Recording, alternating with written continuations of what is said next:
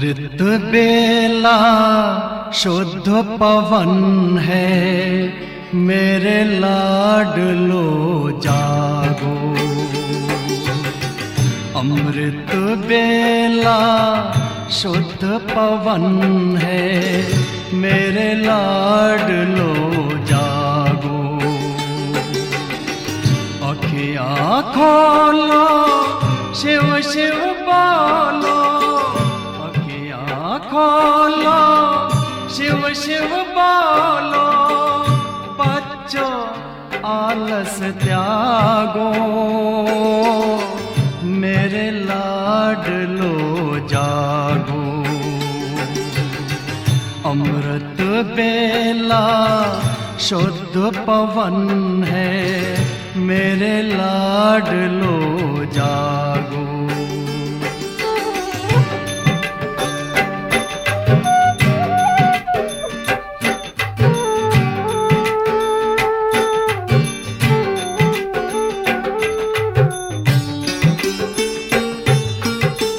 मुरली के स्वर मधुर मिले हैं, मधुबन के भी फूल खिले हैं। मुरली के स्वर मधुर मिले हैं, मधुबन के भी फूल खिले हैं।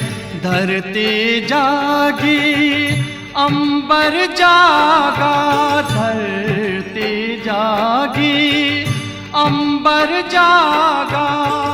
तुम भी लाडलो जागो, मेरे लाडलो जागो। जागो जागो जागो।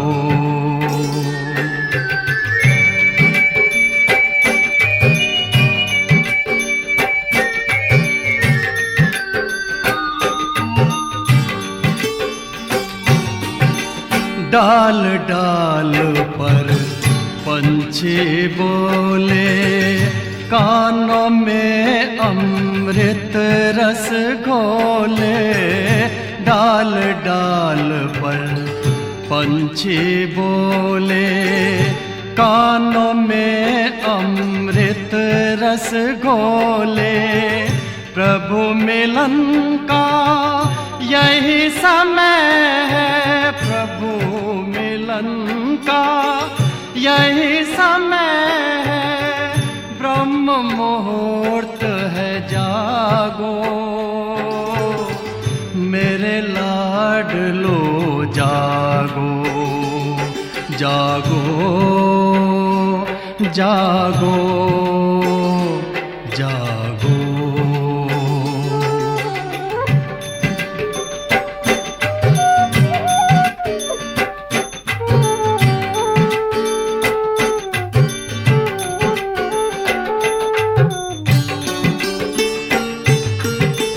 सोवत है सो खोवत है, जागत है सो पावत है। सोवत है सो खोवत है, जागत है सो पावत है। बाबा की प्यारी वाणी सुन, बाबा की मीठी वाणी सुन। प्यारे बच्चों जागो, मेरे लाडलो जागो। अमृत बेला शुद्ध पवन है, मेरे लाडलो जागो। अखियाँ खोलो, शिव शिव बोलो, अखियाँ खोलो, शिव शिव बोलो। बच्चों आलस त्यागो, मेरे लाडलो जागो। मेरे लाडलो जागो, मेरे लाडलो लाडलो जागो, मेरे लाडलो जागो।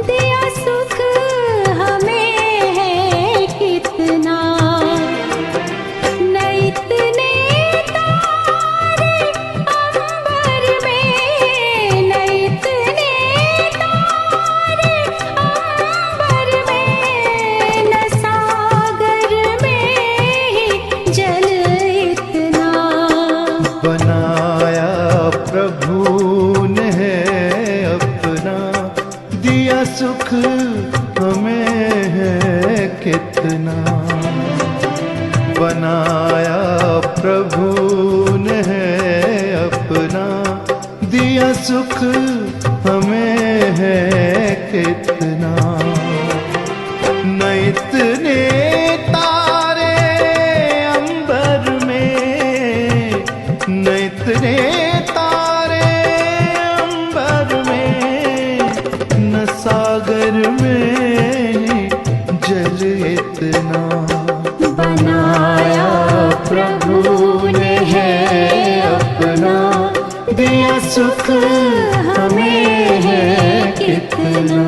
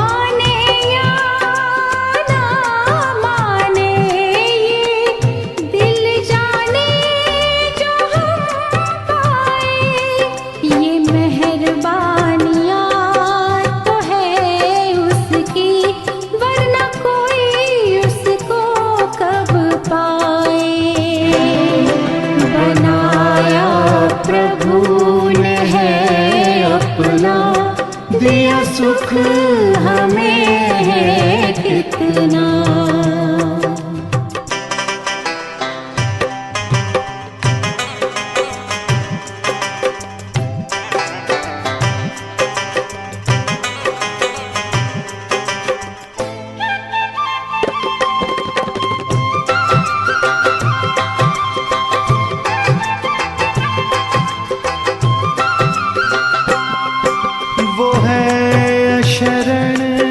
शरण हारी जो हमको गोद में पाले,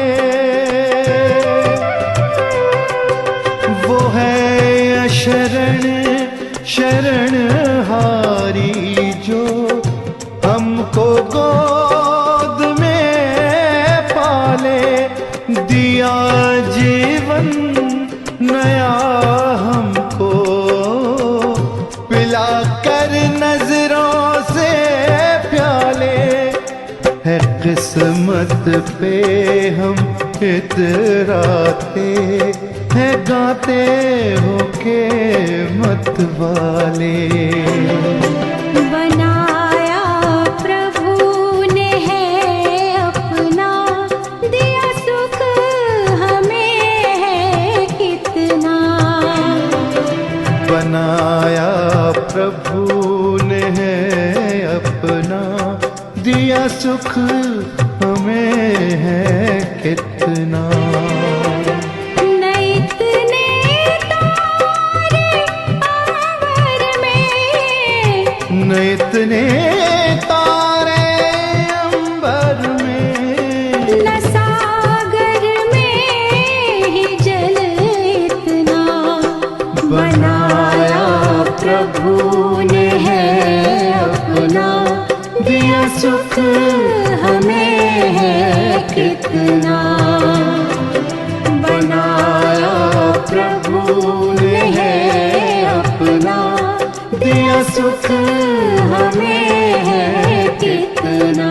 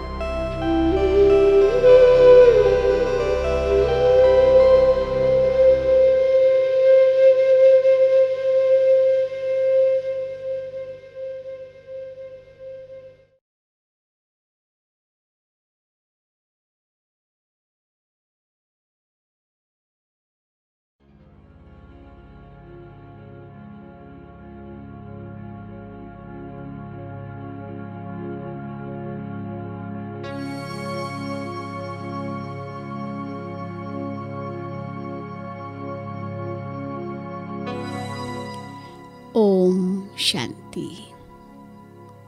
मैं एक आत्मा हूँ, देह से न्यारी एक शुद्ध पवित्र शक्ति हूँ। मैं आत्मा ज्योति बिंदु स्वरूप हूँ। एक चमकता हुआ दिव्य सितारा हूँ।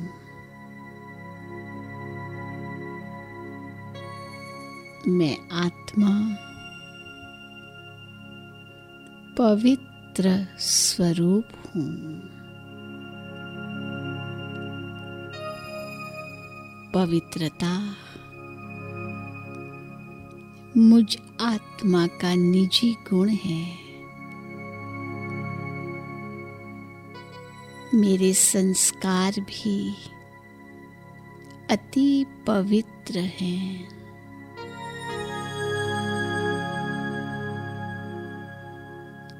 पवित्रता ही मेरा स्वधर्म है।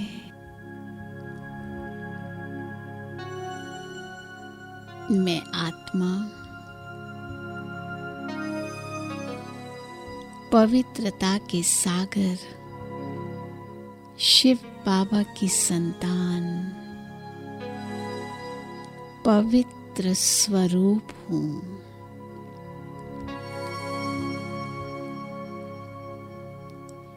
मेरे पिता परमात्मा में पवित्रता का अखोट खजाना है।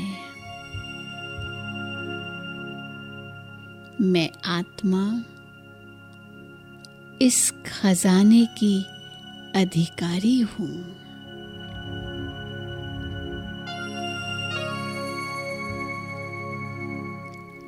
मुझे अब स्मृति आई है कि जब मैं आत्मा परम धाम में शिव बाबा के पास थी, तब मैं संपूर्ण पवित्र थी। फिर वहां से जब मैं आत्मा इस सृष्टि पर अवतरित हुई, तब भी मैं उसी संपूर्ण पवित्र स्वरूप में आई थी। मैंने देवात्मा के रूप में इस धरा पर जन्म लिया था। मेरा किसी से भी लगाव नहीं था, न देह के संबंधों में मोह था। मैं आत्मा अति पवित्र थी।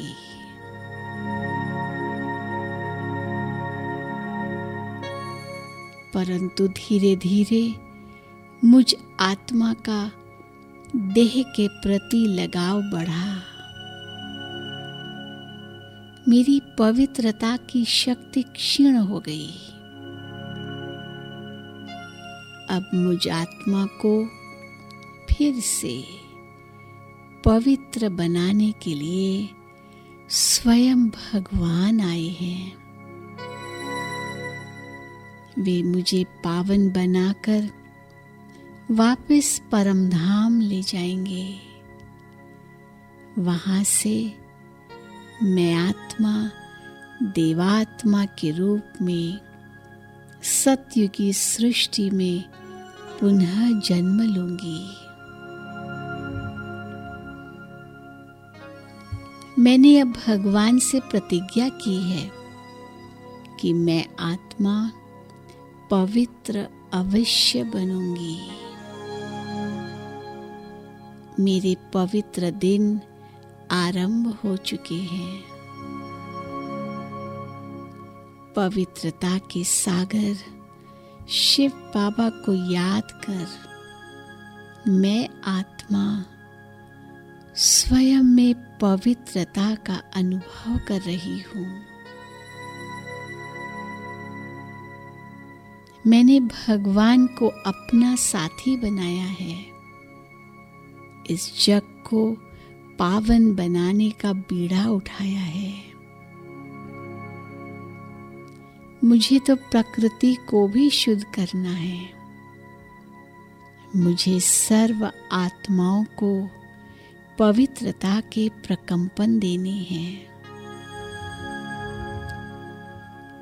अब मुझ आत्मा को इस महानतम जिम्मेदारी का आभास हो चुका है।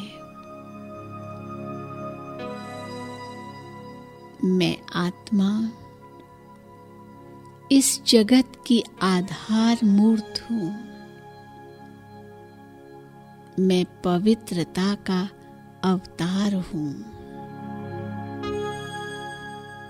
मेरी पवित्रता की ज्योति जग का अंधकार दूर करेगी। इससे अनेक आत्माओं को पवित्र बनने का मार्ग मिलेगा और अपवित्रता, दुख और अशांति सदा के लिए समाप्त हो जाएंगे। पवित्रता की कितनी महानता है। ये केवल मेरे लिए नहीं, अपितु सारे संसार के लिए है। मुझे पवित्रता की शक्ति स्वयं में बढ़ानी है। सारे विश्व की नजर अब मुझ आत्मा पर है। देखो, प्रकृति भी आह्वान कर रही है। स्वयं भगवान मुझ आत्मा का श्रृंगार कर रहे हैं। उनका सानिध्य, उनकी पवित्रता की शक्ति मुझ आत्मा को भी पवित्र बना रही है। मैं आत्मा पवित्रता के सागर शिव बाबा की संतान अति पवित्र हूँ। मैं आत्मा कर्मेंद्रिय जीत हूँ। मैं माया जीत भी हूँ। मैंने ऊंचे से ऊंचे भगवान से प्रतिज्ञा की है कि मैं आत्मा पवित्र अवश्य बनूंगी। मुझे यह वचन जीवन भर निभाना है। मुझे तो विश्व को भी पावन बनाना है। शिव बाबा ने मुझ पर विश्वास रख कितनी बड़ी जिम्मेदारी सौंपी है। मुझे उसने अपना साथी बनाया है। मैं आत्मा शिव बाबा का स्नेह और सहयोग प्राप्त कर रही हूँ।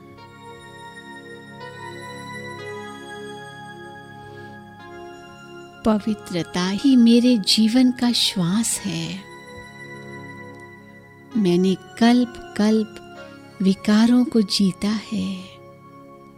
अब भी जीत निश्चित है, क्योंकि भगवान मेरे साथ हैं। पवित्रता के कारण ही मैं आत्मा पूज्य बनती हूँ। पवित्रता ही मेरी छत्र छाया है। पवित्रता ही मेरी रूहानी पहचान है। पवित्रता ही मेरा सर्वश्रेष्ठ धर्म है। पवित्रता के सागर शिव बाबा की पवित्र दृष्टि मुझ आत्मा पर पड़ रही है। मैं आत्मा इस पावन दृष्टि के प्रकाश में नहा रही हूँ। पवित्रता के इस प्रबल प्रकाश में मेरे जन्म जन्म के पाप नष्ट हो रहे हैं। पवित्रता का प्रकाश मेरे शरीर के अंग अंग में समा रहा है। मेरी एक एक कर्मेंद्री पावन होती जा रही है। वह शांत, शीतल और सुगंधित भी हो रही है। मेरा संपूर्ण शरीर पवित्रता से प्रकाशित हो रहा है।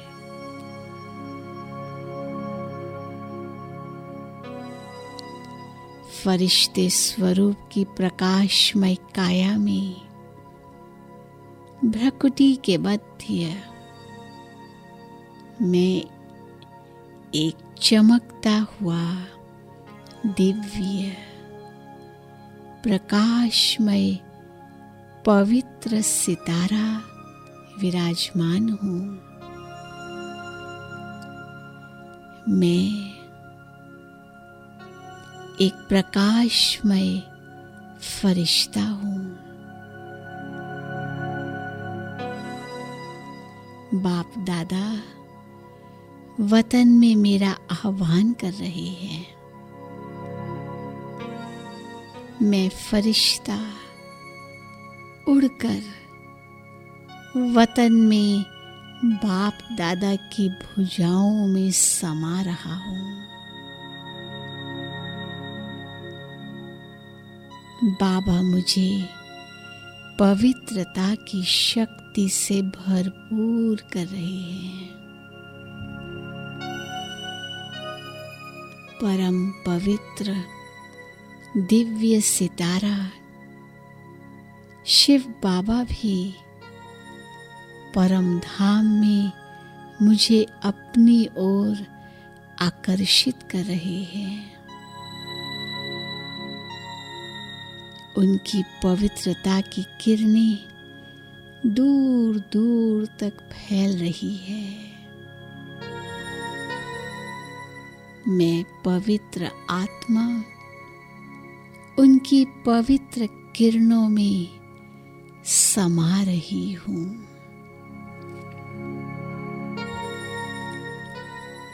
आहा, पवित्रता की शक्ति अति श्रेष्ठ है। यह अनुभव कितना निराला,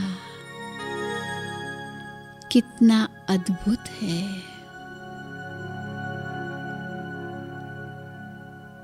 मैं आत्मा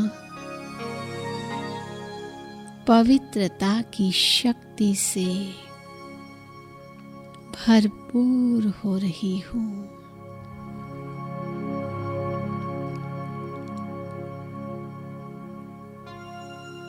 अब मुझे इस श्रेष्ठ शक्ति को अपनी दृष्टि, वृत्ति और कृति द्वारा व्यक्त करना है। तब ही यह जीवन सार्थक होगा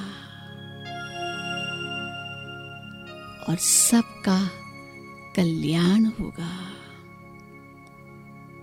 मानव देव बन जाएगा और यह सृष्टि स्वर्ग बन जाएगी।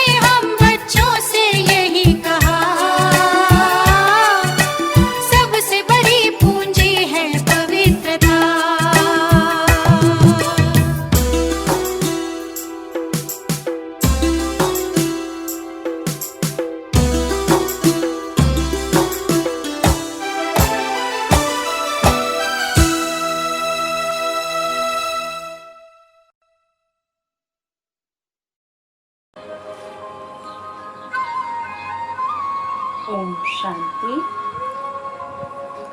सारे दिन के लिए तैयारी अमृत वेले से।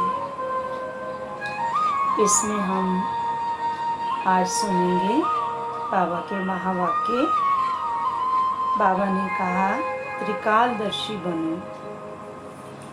सदा अमृत वेले से लेकर रात तक के कार्य, चाहे लौकिक चाहे अलौकिक, सब कार्य सहज और सफल हों, उसकी सहज विधि क्या है? कोई भी कर्म करते हो तो पहले त्रिकालदर्शी बन फिर कोई कर्म करो, क्योंकि त्रिकालदर्शी बनकर काम करने से तीनों कालों का ज्ञान बुद्धि में रहने से कोई कर्म नीचे ऊपर नहीं होगा। वैसे भी ज्ञान का अर्थ ही है जो आगे पीछे सोच समझकर कर्म करे, कर्म के पहले उसके रिजल्ट को जाने। बाबा ने ये बात अंडरलाइन की है। ज्ञान का अर्थ ही है जो आगे पीछे सोच समझकर कर्म करे, कर्म के पहले उसके रिजल्ट को जाने। ऐसे नहीं जल्दी जल्दी जो आया वह कर लिया, उसमें सफलता नहीं होती। बाबा ने फिर अंडरलाइन किया, पहले परिणाम को सोचो फिर कर्म करो तो सदा श्रेष्ठ परिणाम निकलेगा। श्रेष्ठ परिणाम को ही सफलता कहा जाता है। ऐसे नहीं बहुत बिजी था, जो काम करने आया वह करना शुरू कर दिया नहीं। जैसे बाप दादा ने श्रीमत दी है कि भोजन करने के पहले भोग लगाओ, पीछे खाओ। भोग लगाने का कर्म अगर नहीं करते और जल्दी जल्दी में खा लिया तो परिणाम क्या होगा? याद भूलने से जो ब्रह्मा भोजन का अन्न का मन पर प्रभाव पड़ना चाहिए वह नहीं होगा।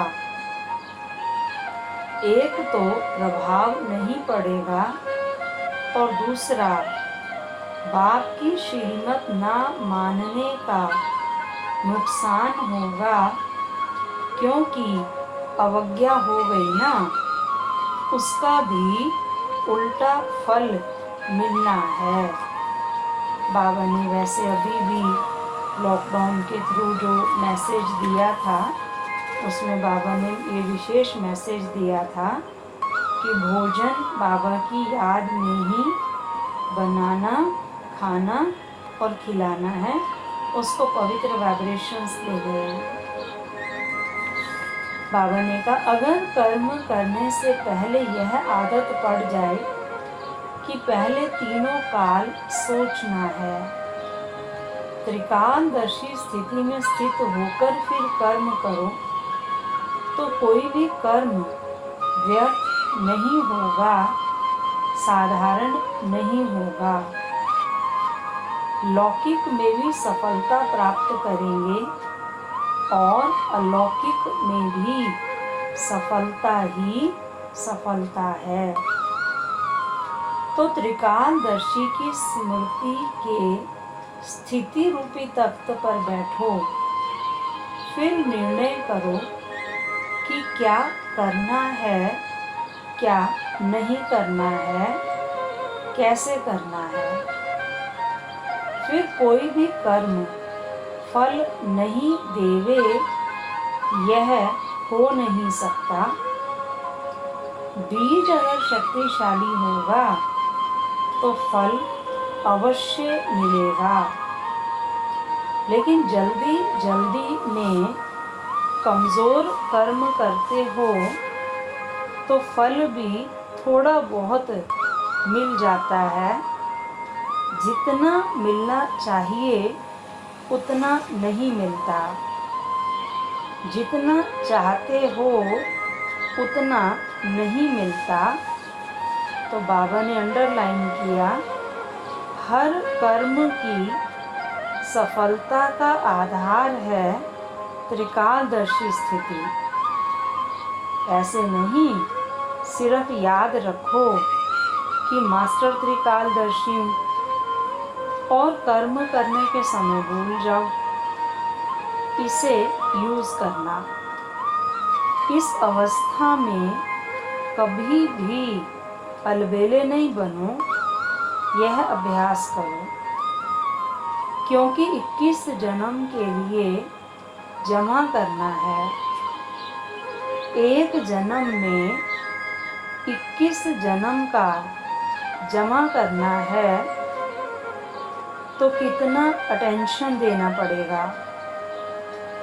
टेंशन नहीं, लेकिन सदा अटेंशन रखो। अलबेलेपन का अब परिवर्तन करो। दाता दे रहा है तो पूरा लो। देने वाला दे और लेने वाला थोड़ा लेकर खुश हो जाए तो रिजल्ट क्या होगी? फिर नहीं मिलेगा। इसलिए पूरा अटेंशन दो। फिर बाबा ने कहा, नेक्स्ट पॉइंट, आत्मा के लिए टाइम टेबल बनाओ। तो बाबा ने पहली बात इसमें कही, आज समर्थ बाप अपने चारों ओर के मास्टर समर्थ बच्चों को देख रहे हैं। एक हैं सदा समर्थ और दूसरे हैं कभी समर्थ कभी व्यर्थ की तरफ ना चाहते भी आकर्षित हो जाते। लेकिन जहाँ समर्थ स्थिति है वहाँ व्यर्थ हो नहीं सकता, संकल्प भी व्यर्थ नहीं उत्पन्न हो सकता। बाप दादा देख रहे थे कि कई बच्चों की अब तक भी बाप के आगे फरियाद है कि कभी कभी व्यर्थ संकल्प याद को फरियाद में बदल देते हैं। चाहते नहीं हैं लेकिन आ जाते हैं। विकल्पों की स्टेज को तो मेजॉरिटी समय तक समाप्त कर लिया है, लेकिन व्यर्थ देखना और व्यर्थ सुनना, सोचना, व्यर्थ समय गंवाना, इसमें फुल पास नहीं है।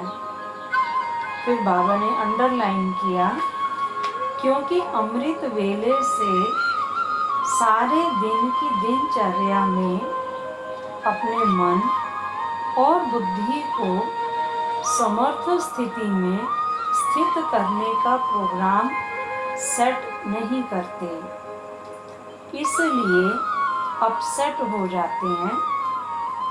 जैसे अपने स्थूल कार्य के प्रोग्राम को दिनचर्या प्रमाण सेट करते हो, ऐसे अपनी मनसा समर्थ स्थिति का प्रोग्राम सेट करेंगे तो स्वतः ही कभी अपसेट नहीं होंगे।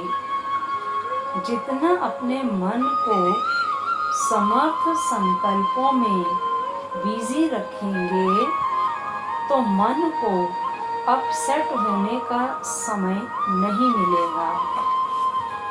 आजकल की दुनिया में बड़ी पोजीशन वाले, जिन्हों को IP या VIP कहते हैं, वह सदा अपने कार्य की दिनचर्या को समय प्रमाण सेट करते हैं। तो आप कौन हो? वह भले VIP हैं, लेकिन सारे विश्व में ईश्वरीय संतान के नाते, ब्राह्मण जीवन के नाते आप कितनी भी आगे लगा दो तो भी कम है, क्योंकि आपके आधार पर विश्व परिवर्तन होता है। आप विश्व के नव निर्माण के आधार मूर्त हो। बेहद ड्रामा के अंदर हीरो एक्टर हो और हीरे तुल्य जीवन वाले हो तो कितने बड़े हुए। यह शुद्ध नशा समर्थ बनाता है और देह अभिमान का नशा नीचे ले आता है। आपका आत्मिक रूहानी नशा है, इसलिए नीचे नहीं ले आता, सदा ऊंची उड़ती कला की ओर ले जाता है। तो बाबा ने अंडरलाइन किया, तो व्यर्थ की तरफ आकर्षित होने का कारण है अपने मन बुद्धि की दिनचर्या सेट नहीं करते हो। मन को बिजी रखने की कला संपूर्ण रीति से यूज नहीं करते हो। तो आज बाबा ने बहुत सुंदर बात बताई। पहली तो ये कि त्रिकालदर्शी बनो, हर कर्म आगे पीछे सोच समझ करके करो। तो बाबा ने कहा हर कर्म की सफलता का आधार त्रिकालदर्शी स्थिति है। दूसरा बाबा ने कहा कि आत्मा के लिए टाइम टेबल बनाओ। तो जब टाइम टेबल बनाएंगे तो व्यर्थ की तरफ आकर्षण नहीं होगा और संकल्प, बोल और कर्म समर्थ होंगे और अमृत वेले उठते ही अपनी दिनचर्या के साथ साथ मनचर्या का प्रोग्राम बनाओ। अच्छा, ओम शांति।